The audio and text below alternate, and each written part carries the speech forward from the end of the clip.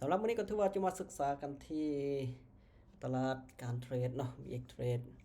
เอามาเบิ่งเลือกตลาดกันก่อน BTC ทองคำที่มักเทรดทองคำก็โอเคอยู่จะมาเข้าที่ตลาดทองคำเนาะพอดีว่ามื้อนี้ก็เป็นวันศุกร์ถ้าวันศุกร์นี่ก็จะมื้ออื่นวันเสาร์วันอาทิตย์ก็จะตลาดปิดละเพราะฉะนั้นเราต้องมาเบิ่งกันที่ตลาดทองคำนี่กันเทคนิคที่นำใส่กันเป็นวิลเลียมเฟกเทลและเอมิซิลีแต่ตามแนวโน้มของตลาดนะสำหรับตอนนี้ก็ถือว่าแนวโน้มกำลังขึ้นหน่อยนึงเนาะกำลังขึ้นหน่อยนึงจากแนวโน้มขาลงมาแล้วทรงนี้นี่สุดยอดเลยแนวโน้มขาลงกัน1 2 3 4 5ออเดอร์ติดแถวนี้เนาะแถวนี้สลับลงมาต้นทุน300เนาะแต่กำไรประมาณ50เหรียญขึ้นไปเริ่มต้นที่10เหรียญได้หรือเสียก็ตามเป้าหมายตอนนี้ถือว่าแห้งขายนี่ไม่แห้งผักดัดลงให้มันแห้งอยู่เนาะผักดัดลงให้มันแห้งอยู่บัดMACD ก็พยายามจะตัดอยู่เลยมาสำหรับขาย1ออเดอร์ก่อนจังหวะนี้ถ้าว่าตาม William Factor กับ MACD นี่ค่อนข้างว่าจะตัดกันลงเนาะเพราะฉะนั้นก็จึงขายลงเลยถ้าขึ้นงามลงงามนี่ก็โอกาสที่ว่าจะสร้างกำไรได้เนาะขออย่างเดียวอย่าสวิงลงมาไกลเส้นราคาเลยลงมาก่อนลงไกลเส้นราคาจะกลับไปบ่ได้ทางงามแบบนี้ก็มีโอกาสสูงจะปิดขายเนาะปักดำลงมาปิดปลายไส้นี่จนได้210โอเคจัดไปเอาแรกให้มันแหกมานก่อนซะเอาแรกมานถ้าลงงามๆแบบนี้นี่สุดยอดเนาะมาเลยงามแบบนี้บางว่ามันจะลงมาหาแนวหับจุดนี้จะว่าให้การตัดลงอย่างทุบลงอยู่ต่อทุบลงนี่ก็ตามขายอีก1ออเดอร์คือดีแท้เอาขายก่อนแล้วมันจะดีส่งท้ายเนาะลงมาก่อนถือว่าแห่งซื้อนี่จากใกล้ที่จุดเป็นแนวหับเนาะแต่ว่ามันยังบ่ต่ำแนวหับเลยนี่ยังไกลอยู่อัพลงหาแนวหับกันอย่าหลุดเลยหลุดจนได้หลุดจนได้ลงมากันถือว่าแนวโน้มแห่งขายนี่ก็ขาลงนี่ก็ยังหุนแห้งอยู่เปิดถือว่ามันหลุดขึ้นไปจนได้เนาะถือว่าพลาดไปหลุดขึ้นไปจนได้แต่ตอนที่มันลงมาอีกเด้อเนาะหลุดลงมาอีกบาทนี้จุดที่ว่าเป็นแห่งซื้อจะเข้ามาบ่นี่มาขอสวนซื้อขึ้นไปบันนึงเนาะแต่ก็เสี่ยงอยู่เนาะเพราะมันยังเทรนขาลงงามมันนะกขึ้นไปเพราะมันพอดีมันต่ำเส้นราคาเนาะมันต่ำเส้นราคากขึ้นไปยังลงมาอีกกลับขึ้นจีนนิ่งเพราะมันต่ำเส้นราคาอยู่จุดนี้แล้วก็ย้อนกลับขึ้นไปเพราะฉะนั้นซื้อขึ้นไปเลยจุดนี้นะเข้าไป2 1วินโอเคจานจัดไปงามๆเลยมียังเนาะไปเติมเหรียญให้แน่ฟ้าวเด้อสำหรับตอนนี้กำลังสอนก่อนเนาะแล้วมีติ้งก่อนได้มีแต่ส่งเอาไว้ในนั่นเลยให้แอดมินกราฟยังสำหรับตอนนี้ก็ถือว่าเกี่ยวกับทองคำเนาะเอาเรื่องนี้ถือว่าผ่านไปก่อนก็ถือว่าลงมางามอยู่กดจุดแนวรับนี่พอดีเนาะสลับเลยถือว่าสลับ3ออเดอร์แล้วนะจุดนี้สลับ3ออเดอร์แล้วก็ถือว่าเสียหายไปสลับ3ออเดอร์ถ้าตามตลาดสลับเองนี่โอกาสงามอยู่เลยเนาะโอกาสงามเลย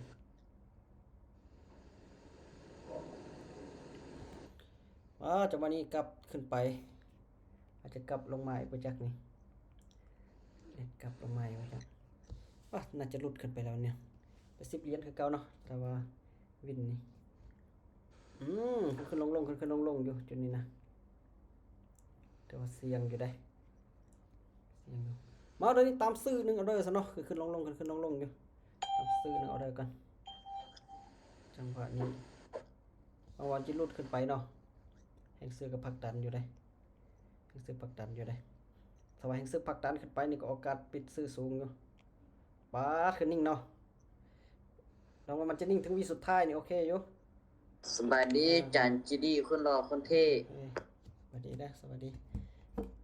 โอ้ยหลุดซ้ำนะปาดขึ้นไป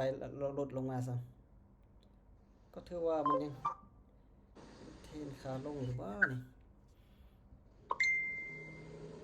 นี่จากแห่งซื้อตอนนี้พักดันขึ้นไปเนาะก็เลยได้เข้าใจจ้ะ ทั้ง พอดีเหรียญมืดพอดีจัน ทั้งที่มันขึ้นไปนี่ก็ยังค่อนข้างว่ากลับมาอีกเนาะมาน่าจะไปเทนขาลงได้ไหมแต่ว่าขาลงก็แต่ว่ามันใกล้ที่วันนะครับเนาะเอาตามขายขาลงลงมาน้ำจิสลับกันมาจากนี้บางว่าลงมาก่อนก่อนอย่าเฝ้ากับตัวโอ้ยอย่าเฝ้ากับใดยังเขาไม่ให้ปิดปลายไส้หรือว่าแนวหับก่อนปาดนิ่งๆอีกแล้วนิ่งๆแล้วมาปรับทรงท้ายนี่บุคักปานใดนะ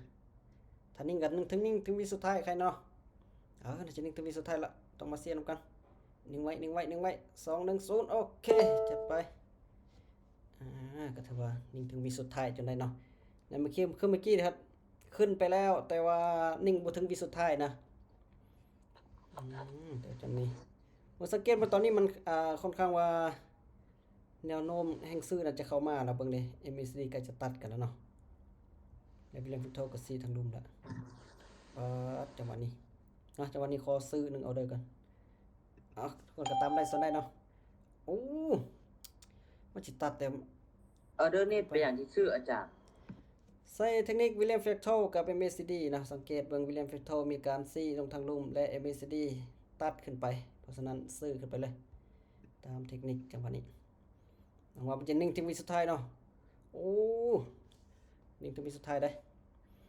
ถ้าว่าสวิงส่งท้ายนี่ก็อันตรายอยู่น่าจะไปนิ่งถึงวิสุดท้ายละ5 วินิ่งไว้โอเคจัดไปจังหวะนี้บินงามโอ้คนเขาว่าอยู่แค่ไกลแนวหับแล้วมันก็แห่งซื้อทรงขึ้นไปได้เนาะว่ามันจะลิ้นไซเวย์อยู่นี่บ่จ้างนี่ถ้าไซเวย์นี่ค่อนข้างว่าตามเทคนิคนี่ค่อนข้างยากนั่นเนาะแห่งซื้อผลักดันอีกแล้วนี่ผลักดันอีกแล้วนะ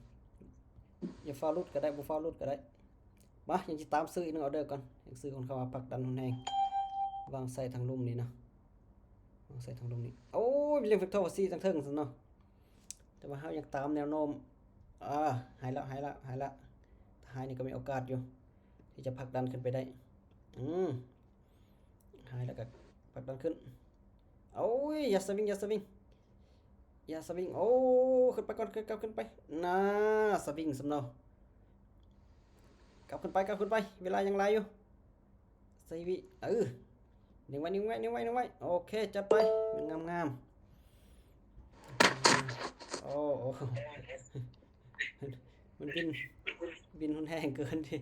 โทรศัพท์ตกเลยเนาะอย่าพอจะให้เลยบินอยู่ได้อย่าพอจะให้เลยมาจังหวะนี้ถือว่าผลักดันขึ้นอีกเนาะผลักดันขึ้นอยู่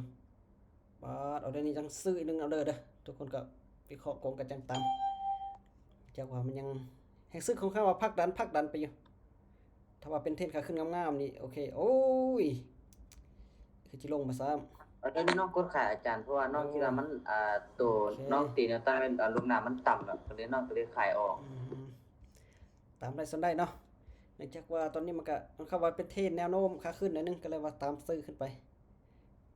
ก็จะลงมาเก็บไปใส่ทางลุ่มซ้ำเนาะมาไปสวนก็ถือว่าโอกาสวินสูงผลักดันบ่บ่ผลักดันเนาะก็ถือว่าวิน3ออเดอร์พลาด1ออเดอร์เนาะโอ้ จันผมมีออเดอร์มันเจอเลยเนี่ย บ่มีออเดอร์ที่ 100% ได้ ออเดอร์บ่100%นอกจากว่ามันตลาดถ้าตลาดนิ่งนี่ก็โอเคอยู่นะเนาะแต่ว่าตอนช่วงนี้ก็อยากสวิงหน่อยนึงเลยปัดเอารบกวนปิดไมค์แล้วปิดไมค์ด้วยโอ้คำว่าแห้งโพดเดี๋ยวค่อยปิดไมค์ก่อนนะมันเสียงมันค่อนข้างมารบกวนแห้งกันนะโอ้เดี๋ยวนี้บ่ได้ออกสำเนาะโอ้ยพอดีเลยมีสิริตัดพอดีเลยจุดนี้เนาะจุดตัดกันนี่มีโอกาสสูงเลยจุดตัดกันของ MACD นี่เนาะว่าแห่งซื้อจิพักดันขึ้นปิดซื้อจนได้ป้าถ้าว่าปิดซื้อได้นี่โอ้ปิดซื้อได้นี่ก็ถือว่าสวิงเลยโหดหายเลยเนาะช่วงนี้เนาะป้าโธ่ลงมาวักยาวๆเนาะป้าตลาดเริ่มอันตรายเลยทุกคนเลยตลาดเริ่มอันตรายแล้วเลยขณะวันศุกร์ก็ยังสวิงวันนี้เนาะวันเสาร์วันอาทิตย์นี่ให้กี่สวิงหายเลยโอ้ก็ถือว่ายังลงมาอีกนะจะได้ตามแนวโน้มบ่เขาลงบ่ป่ะแห้งซื้อหุ้นแห้งเกินเนาะมาขอซื้อเด้ออันตรายบางวันมันจะลงมาอีกอยู่จะลงมาอีกเนาะเนื่องจากว่าอันนี้จุดนี้ก็แห้งซื้อพักดันขึ้นวางหุ้นแห้งอันนี้ก็จุดนี้ก็แห้งซื้อพักดันขึ้นยังหุ้นแห้งแต่ว่าเราอยากสวนเทคนิคตัวเองหน่อยนึงเนาะมาหวังว่ามันจะขึ้นไปได้ขึ้นไปตามเส้นราคาแล้วจุดนี้ก็จุดเส้นราคาอยู่โอ้ยอยากจะลงมาซ้ำก็ขึ้นไปอีกหน่อยนึงมันส่วนกับเทคนิคตัวเองเนาะตามธรรมดาต้องตาม MACD กับ Williams Factor นี่ต้องได้ขายเนาะหรือจะว่าเห็นแห้งซื้อค่อนข้างว่าหุ้นแห้งจวดขึ้นไปนะผ่านไป2เลยแล้วนี่จะตามแนวโน้มขาลงบ่ลงมาเรื่อยอยู่มาเขาตามแนวโน้มขาลงเนาะขายจังหวะนี้ขายโอ้แต่บ่เสี่ยงเลยนึงวิลเลียมฟิกโตฟัดซี่ทั้งรูปนี้บัดสิขึ้นก็ขึ้นลงมาก่อนทบลงมาคอยมันเป็นแนวโน้มขาลงก่อนนะแห้งขายเดี๋ยวคนเขาว่าหุ้นแห้งอยู่ทุบมันลงมาจนได้ลงมาได้จังหวะนี้นิ่งไว้ซึ่งวิสุดท้ายเอาต้องมาเสียนกันนิ่งถึงวิสุดท้ายจนได้เอาได้นี้นะนิ่งไว้2 1เว้นโอเค2วินไปเบิ่งเวลาก่อนเวลาอยู่แม่ก่อนบ่ถึกนะปาดโธ่เข้ามาพักดันดงอีกเนาะตามแนวโน้มขาลงจนกลับตัวป่ะดีดขึ้นละจุดอันตรายอยู่เนาะดีดขึ้นลงอยู่นี่มาถึงได้ก็ตามยังตามแนวโน้มขาลงก่อนขายจังหวะนี้ก็ขายวิลเลียมเฟกโทซี่พอดีเลยแต่ MACD ขาวเราบ่ได้เนาะลงมางามก็ตามเทรนก่อนเนาะตามเทรนงามจังหวะเด้องามถ้าว่าจังหวะตามเทรนนี่พอมันอย่างเดียวนิ่งไว้เนาะแต่ตลาดนิ่งๆดีๆนี่โอกาสเว้นสูงจังหวะนี้ก็1 ก้อนโอเค1 ก้อนเว้นโอเคเดี๋ยวจะตามเป้าหมายละที่เบิ่งกำไรนี่เน้นกำไรเป้าหมายได้ผ่านสูงสุดก็2 ออเดอร์เนาะผ่านสูงสุดเนาะ2 ออเดอร์วิน3 ออเดอร์ติดผ่าน2วิน2เนี่ยมื้อนี้ก็บวกมัน100ปลายเลยก็ถือว่าวินหลายเติบอยู่เนาะถ้าไปตามทุกออเดอร์นี่ก็มีโอกาสกำไรสูงเขาจะเน้นเอากำไรตามเป้าหมายแล้วก็จะได้พักนะทุกคนเนาะกำไรตามเป้าหมายแล้วพักเพราะว่าตลาดมันเริ่มสวิงหน่อยนึงแหละถ้าว่าไปต่อก็อาจจะมีกำไรหลายหรือว่าอาจจะลบก็มีเพราะฉะนั้นตามเป้าหมายแล้วก็พักเนาะหลายคนก็หวังว่าจะมี